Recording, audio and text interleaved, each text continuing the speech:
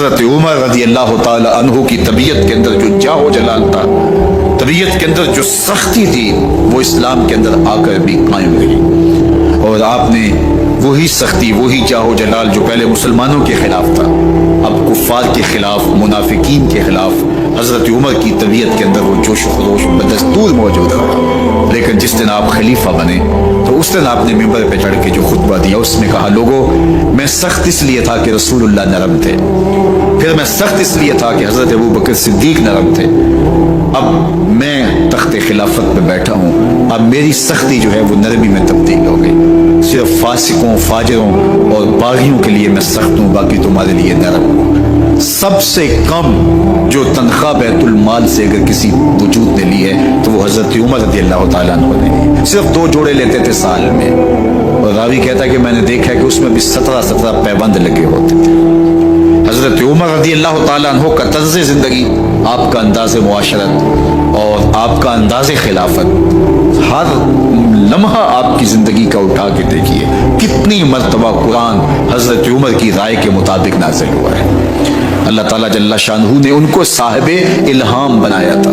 ہر امت میں کوئی صاحب الہام ہوتا ہے، حضور کی امت کا صاحب الہام حضرت عمر رضی اللہ تعالیٰ، اور آقا کریم نے انہیں اپنا وزیر قرار دیا، فرمایا میرے 2 وزیر آسمانوں میں ہیں، 2 وزیر زمینوں میں ہیں، آسمانوں کے وزیر جبرائیل اور میکائیل ہیں، اور زمین کے وزیر ابو بکر اور عمر رضی اللہ تعالی عنہما۔ حضرت عمر رضی اللہ تعالی عنہ جا رہے تھے نا، رات کو پہرے پہ کھڑے تھے، تو ایک گھر سے ایک خاتون اپنی بیٹی کو کہہ رہی تھی دودھ میں پانی ڈال لو، تو بیٹی بولی امیر المومنین نے منع کیا ہے، تو کہا امیر المومنین کب دیکھ رہے ہیں؟ تو بیٹی بولی امیر المومنین نہیں دیکھ رہے، ان کا رب تو دیکھ رہا ہے۔ حضرت عمر دروازے پہ نشان لگایا تو آ گئے، دن کے اجالے میں پھر اس گھر کے دروازے پہ گئے اور صاحب خانہ سے کہا کہ اپنی بیٹی کا رشتہ میرے بیٹے کے لیے دے دو۔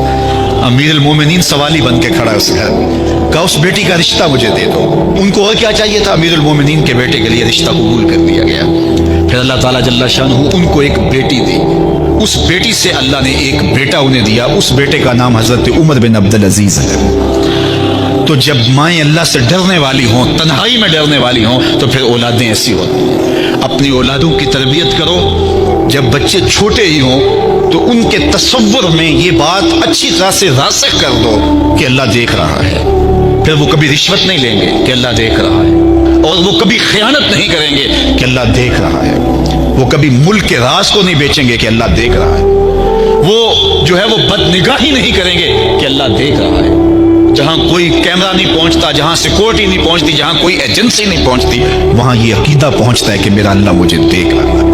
تو یقین کی یہ دولت زندگی کا نور ہے، زندگی کا جمال ہے، اور ماہ سیام میں اللہ تعالیٰ اس عقیدے کو روحوں میں اتار دیتا ہے اور باطن میں جذب کر دیتا ہے۔ تو اس کو اپنے اندر اچھی طرح سے ہم اتار کر کے اپنی زندگی میں چراغاں کر سکتے ہیں اور اندھیرے دور کر سکتے ہیں۔ یہ تیقن کہ میرا اللہ مجھے دیکھ رہا ہے، میں اپنے رب کی نگاہوں میں ہوں۔ حضرت عمر رضی اللہ تعالیٰ عنہ جب ایمان لائے تو آپ نے ایک ایک کافر کے گھر کے دروازے پہ کھڑے ہو کے کہا کہ تم کمزوروں کو مارتے تھے، میں تمہیں بتانے آیا ہوں میں محمد عربی کا نوکر بن گیا۔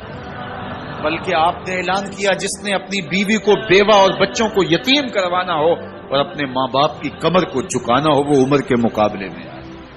اللہ اکبر۔ زنیرہ نامی ایک خاتون تھی، بہت کمزور،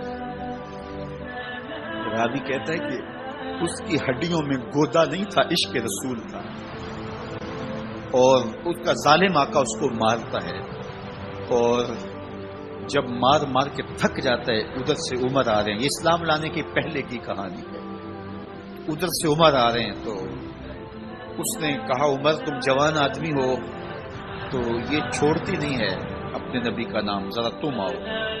عمر کوڑا پکڑ لیتے اسے مارتے مارتے تھک جاتے ہیں تو پانی پینے لگتے ہیں، تو کہتے ہیں مجھے تیرے پہ ترس نہیں آیا لیکن میں ذرا پانی پینے لگا ہوں، اور پھر گلے کے اندر ڈال کر کے کوڑا اور اس کی رسی کو پل دیتے اور اس کی آنکھیں باہر نکل آتی اور کہتے ہیں بلا اپنے نبی کو جو تیری آنکھوں کی بینائی واپس کرے۔ اللہ اکبر۔ تو اس نے آسمان کی طرف منہ کر کے کہا مالک میں کبھی بھی آنکھوں کی بینائی نہ مانگتی لیکن اب تیرے نبی کی عزت کا سوال ہے، آنکھوں کی بینائی واپس ہو جاتی ہے۔ زنیرہ کو بڑا مارا، آج عمر گلیوں میں آنکھوں میں آنسو ہیں اور عجیب دل بےتاب ہے اور کہتا ہے آؤ بھائی میں حضور کا غلام بن گیا ہوں، تمہیں بتانے آیا ہوں۔ زنیرہ نے موڑ کاٹا تو آگے عمر یہ آواز دے رہے تھے۔ زنیرہ ایک کونے پہ کھڑے ہو کے رو کے کہتی عمر تم تو بڑے اس دن جوش و غضب میں تھے اور تم مارتے ہوئے تھکتے نہیں تھے۔ تو عمر نے کہا زنیرہ اس دن میں نے دیکھا نہیں تھا، اب میں محمد عربی کو دیکھ آیا ہوں۔ جنہ ویکھیا نہیں ہو کرن گلاں، جنہ ویکھیا نہیں ہو کرن گلاں، جنہ ویکھیا ہو تے بول دے، جڑے محرم راز حقیقت دے اور راز حقیقت کھول دے۔ تو حضرت عمر رضی اللہ تعالیٰ عنہ ایمان لائے۔ حضرت عبداللہ ابن مسعود رضی اللہ تعالیٰ عنہ فرماتے ہیں کہ حضرت عمر کا ایمان لانا مسلمانوں کے لیے عزت کا سبب تھا، ان کا ہجرت کرنا مسلمانوں کی نصرت تھی اور ان کی خلافت مسلمانوں کے لیے رحمت۔ حضرت عمر رضی اللہ تعالی عنہ وہ ہیں کہ میرے حضور نے فرمایا لوگوں جب نیک لوگوں کا ذکر کرو تو میرے عمر کا تذکرہ ضرور کیا کرو۔ میرا عمر وہ ہے کہ جب وہ ایک سمت سے آ رہا ہو، ایک گلی اور بازار سے آ رہا ہو تو شیطان بھی آ رہا ہو عمر کو دیکھ کے راستہ تبدیل کر دیتا ہے۔ حضرت عمر رضی اللہ تعالی عنہ کی طبیعت کے اندر جو جاہ و جلال تھا، طبیعت کے اندر جو سختی تھی، وہ اسلام کے اندر آ کر بھی قائم ہوئی۔ اور آپ نے وہی سختی، وہی جاہ و جلال جو پہلے مسلمانوں کے خلاف تھا، اب کفار کے خلاف، منافقین کے خلاف حضرت عمر کی طبیعت کے اندر وہ جوش و خروش بدستور موجود ہے۔ لیکن جس دن آپ خلیفہ بنے تو اس دن آپ نے ممبر پہ چڑھ کے جو خطبہ دیا اس میں کہا لوگوں میں سخت اس لیے تھا کہ رسول اللہ نرم تھے، پھر میں سخت اس لیے تھا کہ حضرت ابو بکر صدیق نرم تھے، اب میں تخت خلافت پہ بیٹھا ہوں، اب میری سختی جو ہے وہ نرمی میں تبدیل ہو، صرف فاسقوں، فاجروں اور باغیوں کے لیے میں سخت ہوں، باقی تمہارے لیے نرم ہوں۔ سب سے کم جو تنخواہ بیت المال سے اگر کسی وجود میں لی ہے تو وہ حضرت عمر رضی اللہ تعالیٰ نے صرف 2 جوڑے لیتے تھے سال میں، اور راوی کہتا ہے کہ میں نے دیکھا ہے کہ اس میں بھی 17 پیوند لگے ہوتے تھے۔ حضرت عمر رضی اللہ تعالیٰ عنہ کا طرز زندگی، آپ کا انداز معاشرت اور آپ کا انداز خلافت، ہر لمحہ آپ کی زندگی کا اٹھا کے دیکھیے کتنی مرتبہ قرآن حضرت عمر کی رائے کے مطابق نازل ہوا۔ اللہ تعالیٰ جل شانہ نے ان کو صاحب الہام بنایا تھا۔ ہر امت میں کوئی صاحب الہام ہوتا ہے، حضور کی امت کا صاحب الہام حضرت عمر رضی اللہ تعالیٰ، اور آقا کریم نے انہیں اپنا وزیر قرار دیا۔ فرمایا میرے 2 وزیر آسمانوں میں ہیں، 2 وزیر زمینوں میں ہیں۔ آسمانوں کے وزیر جبرائیل اور میکائیل ہیں اور زمین کے وزیر ابو بکر اور عمر رضی اللہ تعالی عنہما۔ ایک دن حضرت عمر بیٹھ کے رو رہے تھے، ایک شخص کو پکڑ کر لوگ لے آتے، ایک شخص نے ہمارے باپ کو قتل کر دیا۔ حضرت عمر رضی اللہ تعالیٰ عنہ نے پوچھا کیا ماجرا ہے بھائی؟ اس نے کہا جی واقعی میں ان کے باپ کا قاتل ہوں، لیکن میں نے قصداً قتل نہیں کیا۔ ہوا یہ کہ میں ایک مسافر ہوں، جا رہا تھا، راستے کے اندر سبز چراگاہ تھی، میرا اونٹ بھوکا تھا، اس چراگاہ میں داخل ہو گیا۔ اس کے بوڑھے باپ نے پتھر اٹھایا اور میرے اونٹ کو مارا، اس کی آنکھ نکل گئی۔ مجھے بڑا غصہ آیا، میں نے وہی پتھر اٹھا کر اس کے باپ کو دے مارا، لیکن وہ ایسے ٹکانے پہ لگا کہ اس کا باپ فوراً فوت ہو گیا۔ میرا قصد اور ارادہ نہیں تھا، لیکن بہرحال میں اس بات کا اقراری ہوں کہ میں نے اس کے باپ کو قتل کر دیا ہے۔ آپ جو حکم سنائیں میں اس کو قبول کروں، لیکن میں ایک مہلت مانگتا ہوں کہ میرے دوست، میرے بھائی کی کوئی رقم میرے ذمہ ہے، میرے پاس اس نے امانت رکھی ہوئی ہے اور وہ مجھے پتا ہے کہ میں نے کہاں چھپا کے رکھی ہے۔ اگر آپ فیصلہ کر دیتے اور میری گردن کاٹ دی جاتی ہے تو وہ امانت جو میں نے رکھی ہوئی ہے سنبھال کر کے میرے علاوہ کوئی جانتا بھی نہیں ہے تو وہ اس تک کون پہنچائے گا؟ اگر آپ مجھے 3 دن کی مہلت دے دیں تو میں جا کر کے اس کی امانت اس کو واپس کر کے پھر واپس آؤں گا، پھر یہ پھندا پھانسی کا میں اپنے گلے میں ڈلوانے کے لیے تیار ہوں۔ حضرت عمر رضی اللہ تعالیٰ عنہ نے فرمایا کہ کوئی شخص تیری ضمانت دے دے تو ہم تجھے چھٹی دینے کے لیے تیار ہیں۔ اس نے دائیں بائیں دیکھا، پورے مدینے میں اس کا کوئی شناسہ ہی نہیں تھا، واقف ہی نہیں تھا، ایک اجنبی شخص تھا۔ حضرت ابو ذر غفاری کھڑے ہو مسلمانوں نے مصر فتح کیا. کہا حضرت عمر میں اس کی ضمانت دیتا ہوں. اسلام تو اس طرح کی رسول ضمانت دے دی گئی، وہ چلا گیا. لوگوں کی فصل تیسرے دن اطمینان پڑی ہے. وعدے کا جو وقت تھا لوگ جمع ہو گئے، دربار لگ گئے. کاغذ کے ٹکڑے پہ لکھتے ہیں ابھی تک آنے والا نہیں آیا. لوگوں نے کہا ابو ذر تو نے غلطی کی، ایک اجنبی کی ضمانت دی اللہ کے حکم سے اور چلا. ابھی تک وہ نہیں آیا. اور میاں صاحب فرماتے ہیں ایک بار جو کھائیں اڑ جاندے ہو پھر کدی نہ پھنستے. خط لے جاؤ. ظاہر ہے وہ چلا گیا، واپس تو نہیں پلٹ کے آئے گا. اسے پتا ہے کہ آگے سیدھی سیدھی میری موت ہے. خط دریائے نیل تو میں تم نے یہ کیا غلطی کی؟ پانی آتا خیر، ہے. ایسا دریائے آپ نے فرمایا کہ اگر وہ نہ آیا تو یہ پھانسی کا پھندا میرے گلے میں ڈال لینا. لیکن بہرحال میں نے اس کی ضمانت آگ دی. نکلتی ہے.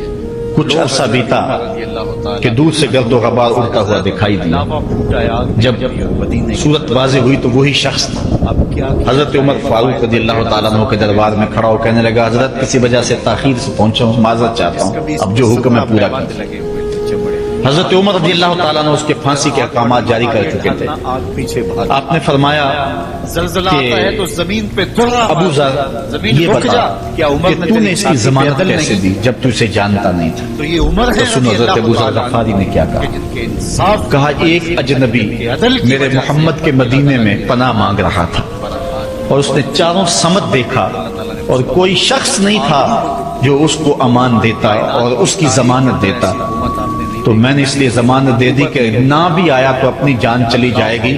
کل کو یہ تو نہیں کہے گا کہ محمد کے مدینے میں کسی نے ضمانت مانگی تھی، پورے شہر میں کوئی ضمانت دینے والا نہیں تھا.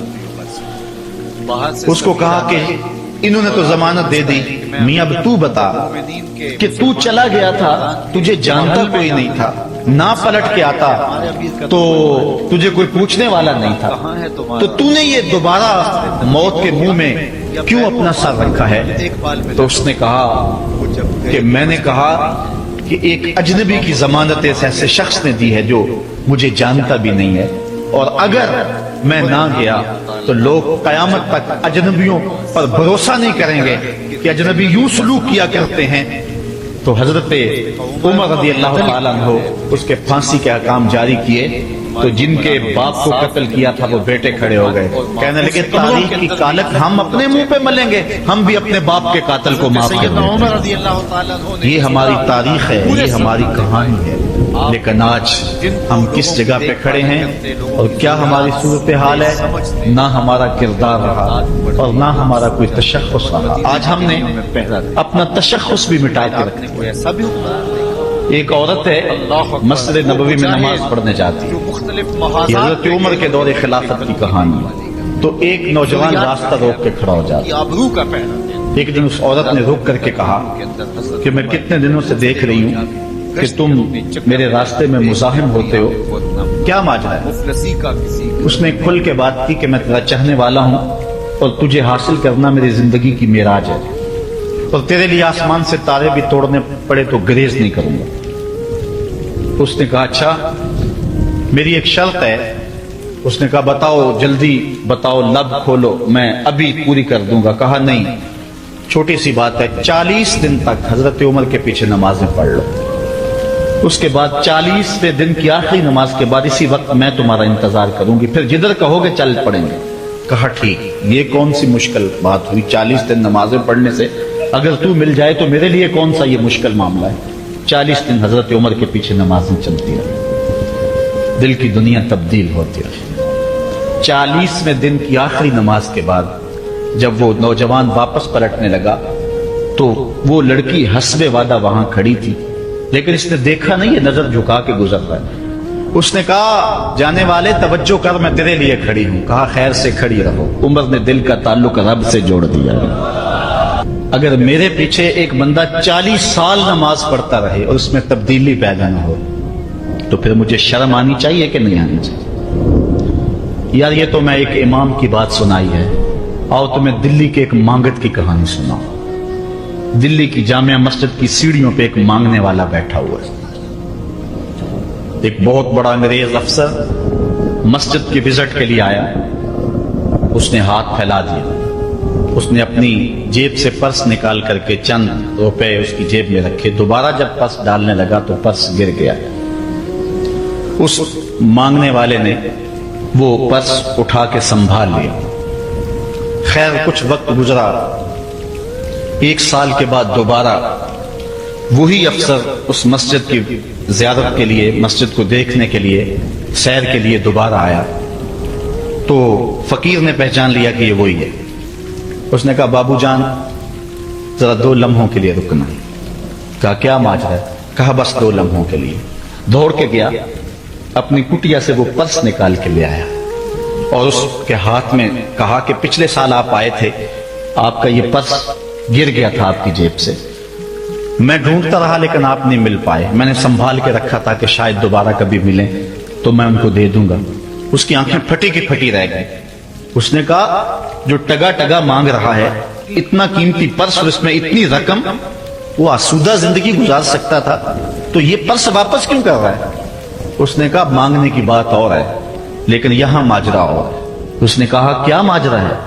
उसने कहा कि अगर तेरा पर्स मैं संभाल लेता, रख लेता, काम आ जाता, 4 दिन की जिंदगी ऐसे गुजर जाती, लेकिन मसला ये नहीं है। मसला यह तू ईसाई है और मैं हुजूर का गुलाम हूं। कल कयामत के दिन अगर तेरे नबी हजरत ईसा ने मेरे नबी के सामने शिकायत लगा दी कि आपके उम्मती ने मेरे उम्मती का पर्स चुराया था, तो फिर मेरे नबी को तेरे नबी के सामने शर्मिंदगी उठानी पड़ेगी। तो मैं मांगत जरूर हूं, बेगैरत नहीं हूं कि अपने नबी को तेरे नबी के सामने शर्मिंदा करूं। ये तो मांगतों की कहानी है। आज तो बादशाह लूट रहे हैं, आज तो पेट भर ही नहीं रहे हैं और हम कहते हैं टुकड़े टुकड़े कर देंगे। ये जुबानी दावे हैं, जमा खर्च हैं। ऐसा नहीं होगा। आओ अपने अंदर तब्दीली पैदा करें। हम अपनी माजी की तारीख पढ़ते हैं तो हैरत ज़दा हो जाते हैं। लोगों में कितनी अखलाकी बुलंदी थी, आज हमारे अखलाक लुट गए, आज हमारा किरदार नहीं रहा। अपने तर्ज जिंदगी भी बदल दी। ना हमारी बातन की वो रोशनी रही, ना ज़ाहरी वो सूरत रही कि हम पहचाने जाएं कि हुजूर के गुलाम हैं, बल्कि आज भांत भांत की बोलियां बोल रहे हैं। इकबाल ने क्या कहा था? अपनी मिल्लत पर क़यास क़वाम मग़रब से न कर, खास है तरकीब में तुझे कौम रसूल हाशमी। बल्कि आज फैशन के तौर पे ये कहा जाता है जी आजकल दीन पे चलना बड़ा मुश्किल है। ये आप भी सुनते होंगे, लोग कहते हैं जी आजकल दीन पे चलना बड़ा मुश्किल है। ये कौन कह रहा है? जो मस्जिद में आता है तो मौसम के मुताबिक गर्म और सर्द पानी दस्तयाब है, उसके लिए माहौल है, उसके लिए खूबसूरत कालीन बिछे हुए हैं, मखमली मुसल्ले रखे हुए हैं, जो नरम और गदाज मुसल्लों पे पेशानी रख करके सजदा करता है, वो बतौर फैशन कह रहा है जी आजकल दीन पे चलना बड़ा मुश्किल है। मैं इसके जवाब में कहा करता हूं मियां तेरे लिए मुश्किल है या करबला वाले हुसैन के लिए मुश्किल था? उन्होंने तो नहीं कहा कि दीन पे चलना मुश्किल है। तेरे लिए मुश्किल है दीन पे चलना या हजरत बिलाल हबशी के लिए मुश्किल था, जिन्होंने तपती हुई रेत पे सजदे किए, गले में रस्सा डाल करके घसीटा गया और उन्हें पांव में जंजीरें डाल करके मक्के में खींचा गया, हाथों और पांव में मेखें ठोक दी गई, चक्की पसराई गई, लेकिन बिलाल हैं कि आगे मुस्करा रहे हैं। किसी ने गुजरते हुए कहा बिलाल अजीब तमाशा है, अजीब कहानी है कि वो तुम्हें मार रहे हैं और तुम आगे से मुस्करा रहे हो। तो सुनो हजरत बिलाल ने क्या जवाब दिया। हजरत बिलाल फरमाने लगे मियां तुम जाओ ना बाजार में मिट्टी का बर्तन भी खरीदने, तो उसको भी ठोंक बजा के देखते हो कहीं कच्चा तो नहीं है, इसकी आवाज तो खराब नहीं है। कहा तुम तो मिट्टी का प्याला भी खरीदो तो ठोंक बजा के देखते हो कहीं कच्चा तो नहीं है। मेरा मालिक मुझे खरीद रहा है, देख रहा है बिलाल कहीं कच्चा तो नहीं है। मैं कहता हूं मालिक खाल उधड़ भी जाएगी, हक हक की आवाजें खत्म नहीं होंगी।